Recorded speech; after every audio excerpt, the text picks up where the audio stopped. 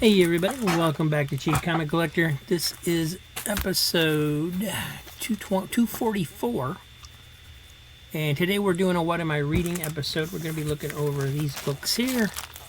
We're going to be looking at Beware the Creeper, just briefly, the Vertigo series, Cosmic Ghost Rider Destroys the Marvel Universe #1, Evangeline #1, really good. Justice League #1, really good. Donald Duck number 186. So that's what we're going over. Let me just swipe over to the other camera and we'll get going. Thanks for joining me.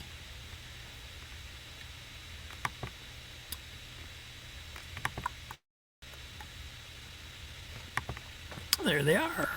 Get that out of there. All right, and let me get the light. Well, we might not need the light since I'm going to take them out of the bags. But so this, I had the whole series of this Vertigo series, Beware the Creeper, and it was from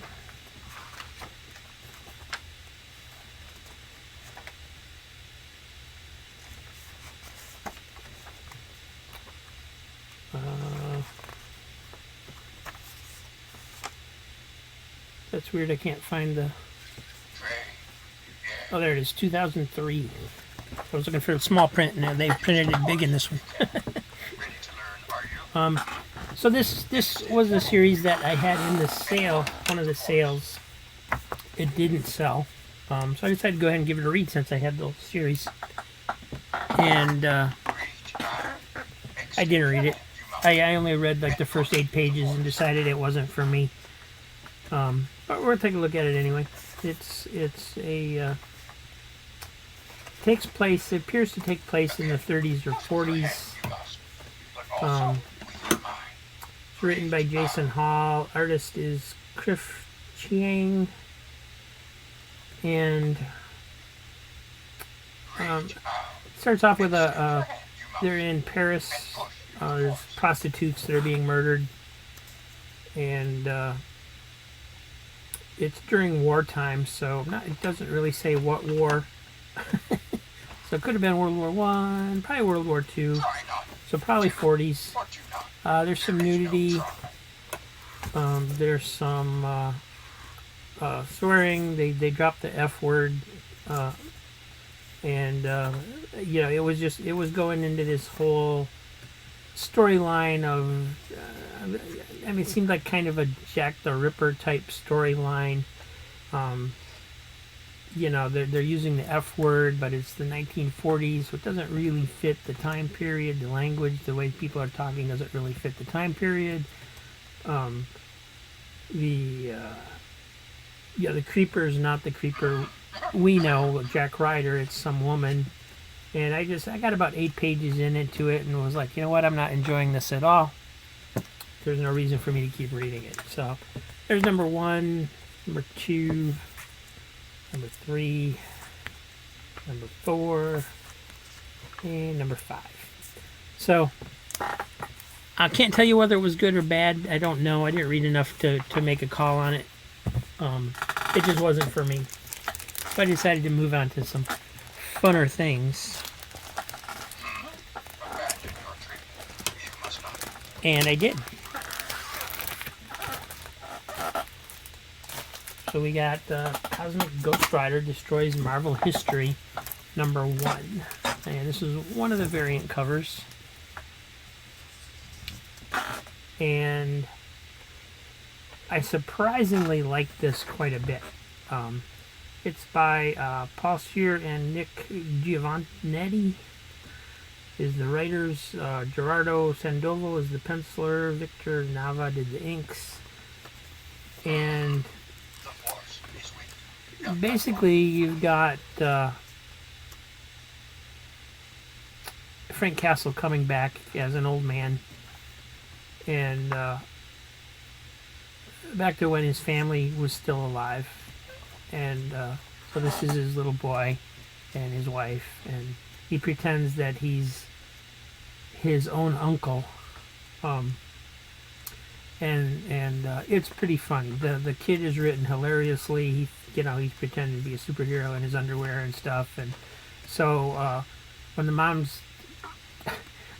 leaves the kid with the supposed uncle, and so he reveals to the little boy that he's Cosmic Ghost Rider, and then tells him his version of historic Marvel events like Galactus and Fantastic Four forming and stuff like that. And he basically inserts himself into all the stories as the hero that nobody knows about. And it's pretty funny. I really enjoyed it. It was hilarious. Like I said, it's from 2010. I didn't really think I was going to like it, but it wasn't what I expected. I didn't realize that that's what was going to be happening. I thought it was actually, the character trying to destroy the Marvel history or historical events or something. So it's just him telling stories to a little boy, and it is pretty fun. Good stuff. Evangeline #1 from First Comics got this great wraparound cover with some dinosaurs on it, and I didn't know what to expect from this because I had this dinosaur type, jungle safari type cover on it, so I thought it was going to be in that frame, but it's not. So it introduces Evangeline here in the first part, and it's the 23rd century. I'm just going to read it. It is the 23rd century, and many things have changed, and many things remain the same. Humans have colonized the stars, and they still persecute each other for religious beliefs. Enter Evangeline, executioner and savior. She has a special mission and friends in very high places. She's an expert at hand-to-hand combat and is proficient with a wide variety of weapons, but she has a special affinity for the old-fashioned bow and arrow. Her special mission to protect and avenge victims of religious persecution throughout the galaxy. And she's already had a lot of experience. She's avenged the senseless slaughter of an orphanage full of innocent children and nuns on Mars, and dispatched a gang of interstellar hijackers who mistook her for a defenseless countess. Her friend is the mysterious Cardinal Zinn, the high-ranking Vatican official who recruited Evangeline, and Johnny Six, a professional thief. Who is Evangeline? She's a nun, a very dangerous nun. So wasn't sure where this was going to go or how it was going to read, and it was great. I thought it was fantastic. They're in outer space. It continues from a couple issues. Apparently there were 2 issues that were published by Comico before First took over as the publisher, and this was a lot of fun. They're crash landing on a planet as they escaped the whatever happened last issue, where they were forced to flee from some guy that took over the spaceship. And these 2 pages, by the way, are published out of order. They should be opposite of each other. But other than that, is good. Stories by Chuck Dixon, pencils by Judith Hunt, who was his wife. Ricardo Villagrán did the inks. And so I read up a little bit on this series because I liked it so much. First did 12 issues, but Judith Hunt stopped doing the artwork and stopped helping with the plotting after I think it was the 3rd or 4th issue. And apparently she didn't like too much where the series went after her involvement. So I can't rate the entire series based off this one book, but this was a great issue. The art is fantastic. She did a great job. And it's just a great series. So they crash land on this planet, and that's where the dinosaurs come in. Apparently it's some kind of a farm planet for dinosaurs, or some kind of test thing where they're basically raising dinosaurs on this planet. And that's why there's dinosaurs on this foreign planet. And so they have to defend themselves from the dinosaurs a little bit. And then I'm just gonna show you a little bit closer on the art here. This is good stuff. And this guy shows up and escaping from, there's a research facility that they're trying to reach. And so this guy shows up. He fled the research facility because the bad guys from the spaceship also landed there and took over. They basically killed everybody that was there. And so they have to defend themselves against them. They capture them briefly, and then they get a hold of like some kind of freeze ray gun where they freeze them and shatter them. And they do the same thing with the dinosaurs, and it's very awesomely done. It's very simply done. It's really cool and a lot of fun. And it was great. I'm definitely going to be looking for the other issues of this series. This was really good. And then probably everybody's read this one, Justice League #1 from 1987. I've certainly read it before. I remember buying the first issue when it came out. And so this was the beginning of the new Justice League series after the Detroit Justice League was killed. And so it goes into that whole era of silliness with Justice League America, Justice League International, Justice League Europe, all those. But this was the start. So it's not as silly as it got later, but it's funny, and it was a fresh take on the Justice League. Everybody loved it pretty much when it came out, even though everybody expected to hate it. But it was just really well done. So you got Guy Gardner sitting in the headquarters practicing in his mind how he's going to tell everybody he's in charge. Black Canary shows up, Mr. Miracle and Oberon show up, Captain Marvel shows up, Martian Manhunter, Blue Beetle show up, and they're basically forming the new league, and they get into a fight because of Guy Gardner's basically just being a jerk, which he always is.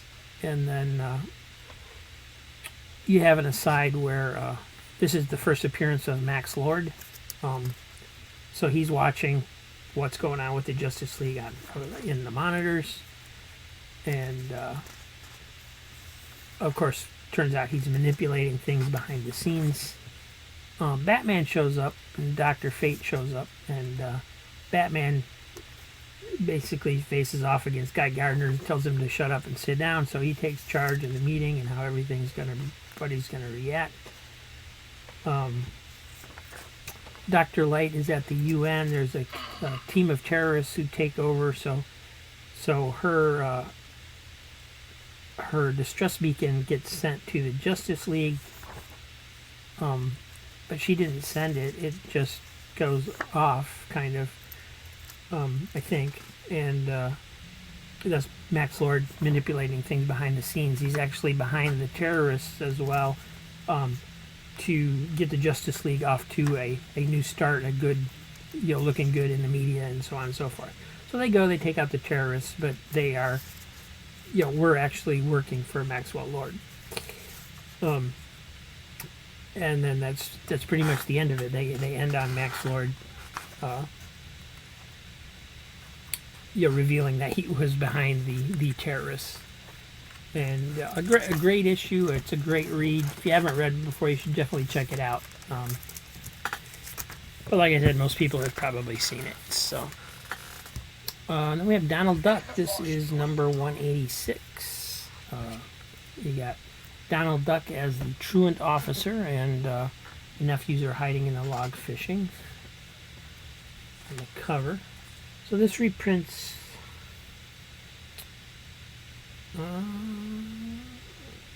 this reprints Donald Duck number 83. This is number 186 from 1977. Looks like 83 was published in 1962 originally.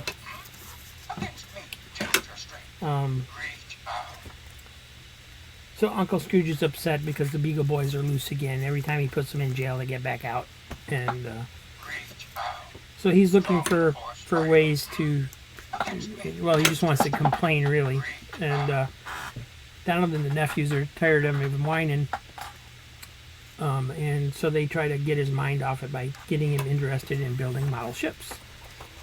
And they believe they've done it, but he actually sees the model as a way to trap the Beagle Boys. So he tricks them into going on an ocean cruise with him and catching the Beagle Boys in this rigged up ship that they've got. And so they managed to do that.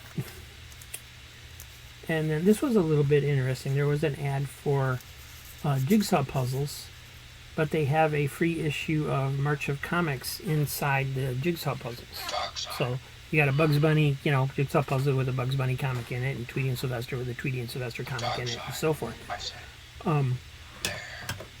I knew like March of Comics was like a shoe store giveaway when it started, or something like that. I didn't realize that Whitman had actually used them as giveaways at some point in their products themselves in the 70s. Because Whitman made, they made all kinds of stuff. They made magic slates, they made puzzles, they made coloring books, just all that kind of just stuff with the same licenses they had for the comic books. So I thought that was kind of cool that somewhere out there might be like puzzles that still have a comic book with them, and that'd be neat to find one of those. But anyway, we got Donald Duck in another story, Inspiration Hunt. And Donald's trying to be a songwriter in this one. It's pretty kind of silly. It seems like, I haven't looked up the credits, but it looks like a Vic Lockman story to me. It's the silliness is there, and it looks like his art to me. And then Justice in a Jiffy is Donald and the nephews are in court learning about law from a judge, and Donald tries to apply what he has learned to animals, and it does not end well. Not a good idea. So that was fun too. So all good issues, except for the Beware the Creepers. Like I said, I can't really judge those. I just wasn't in the mood for that type of story that day, I think. And so it's hard to pick a winner out of these four, because this is pretty much a classic at this point. Justice League. Donald Duck was fun, but it wasn't anything special. So that can narrow it down to those three. Out of the three, I enjoyed the heck out of all of them. Probably Evangeline was the nicest surprise, because it wasn't what I was expecting. Neither was Cosmic Ghost Rider. But, I think I'm going to go with Evangeline as my favorite, then Cosmic Ghost Rider, then Justice League, just because I've read it before. That might have ranked higher if I hadn't read it before and knew the story. And then Donald Duck. Sorry, Donald. You're still my favorite character. And so that's pretty much it. Tomorrow we're going to get into some auction books from that I got from Dr. Skull. And that's going to be a 2-part episode, because there's quite a few of those, and I want to go through them a little bit. So please join me for that. We drop a new video every day at noon, except for Saturday, when we do the live stream at 12:30. And thanks for being here. And the noise you hear in the background is Yoda. I turned him off turned him on for the intro, because I hadn't turned him on in a while. And I don't know, he butts in all the time. Have a great day, everybody. Thanks for watching.